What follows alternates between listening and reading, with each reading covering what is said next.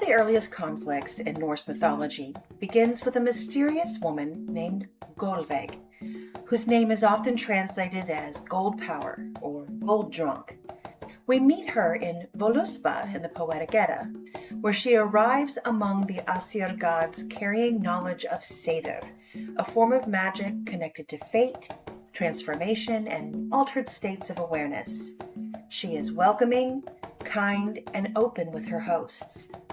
The sources don't tell us exactly why Gullveig appeared among the gods, only that her presence caused a reaction. The Aesir seized her, tied her up, stabbed her repeatedly with spears, and then attempted to burn her in the hall of Odin. 3 times she was set alight with flames, and 3 times she rose again unscathed. Not dead, mind you, alive and unharmed. The poem tells us that oft, not seldom, she yet lives. After the 3rd time, she was freed and left Asgard, taking her knowledge with her. Afterward, she becomes known as Hæðr, a wandering practitioner of Sæther who travels among people teaching her arts.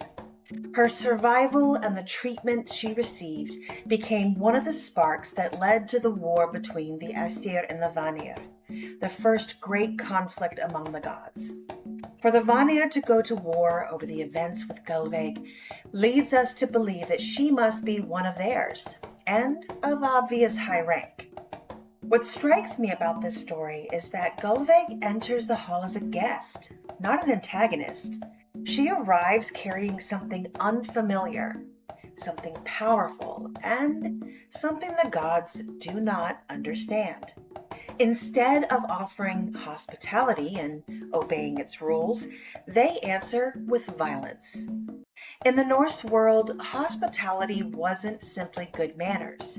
It was a sacred obligation. Travelers depended on it.